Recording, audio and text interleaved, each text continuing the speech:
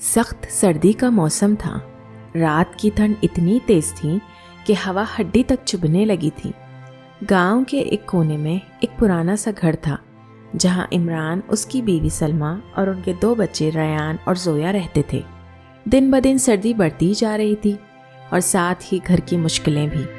बाजार का रास्ता दूर था, ऊपर से बर्फीली हवा और अक्सर दुकानें बंद मिलती थी। घर में जो थोड़ा सा आटा था वो भी ख़त्म होने लगा। दाल बस 1 कटोरी बची थी और तेल की बोतल बिल्कुल नीचे आ चुकी थी। सलमा रसोई में खड़ी खाली बर्तन देख रही थी और धीरे से सोच रही थी, आज बच्चों को क्या खिलाऊं।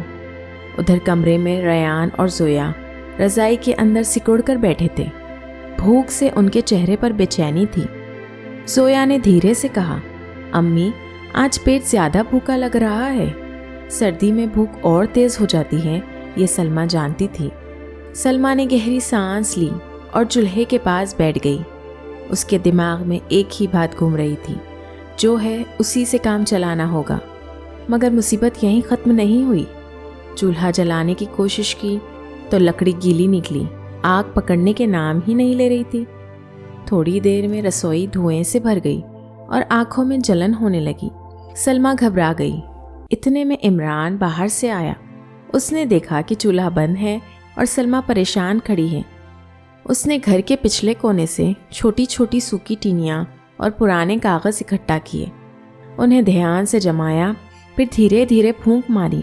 आखिरकार चूल्हा हल्की सी आग पकड़ गया। सलमा के चेहरे पर थोड़ी सी राहत आई। अब असली इम्तिहान शुरू हुआ। उसने सोचा, अलग अलग चीज़ें पकाने की जगह एक ही चीज़ बना लेती हूँ जो सबको गर्म भी रखे और पेट भी भर दे। सलमा ने बची हुई दाल को एक बर्तन में डाला।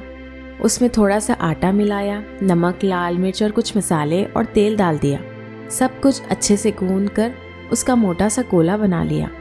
तवा गर्म हुआ और सलमा ने उस पर गोल गोल परांठे सेकना शुरू की। थोड़ी ही देर में रसोई से एक अलग ही खुशबू उठने लगी, ऐसी खुशबू जो भूख को और तेज कर देती और दिल को सुकून दे। रयान ने हवा में सांस भरी और बोला, अम्मी, ये किस चीज़ की खुशबू है?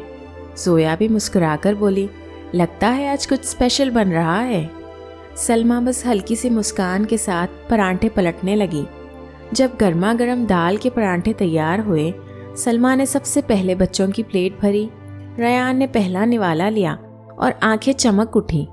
अम्मी, ये तो बहुत टेस्टी है।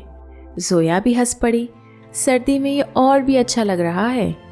थोड़ी ही देर में इमरान भी बैठ गया। गर्म खाना, ठंडी रात और छोटा सा परिवार। घर में पहली बार कई दिनों बाद खाने के बाद बच्चे चैन से सो गए। सलमा को फिक्र हुई कि अगर रात को आग बुझ गई तो सुबह मुश्किल हो जाएगी। उसने इमरान से कहा, चूल्हे को थोड़ा ढक देते हैं। इमरान ने ईंट और मिट्टी से चूल्हे को ऊपर से कवर कर दिया ताकि गर्मी बची रहे। सलमा ने धीरे से कहा, यही छोटी छोटी चीज़ें मुश्किल वक्त में काम आती है। सुबह जब हल्की धूप निकली, सलमा सबसे पहले चूल्हे के पास गई।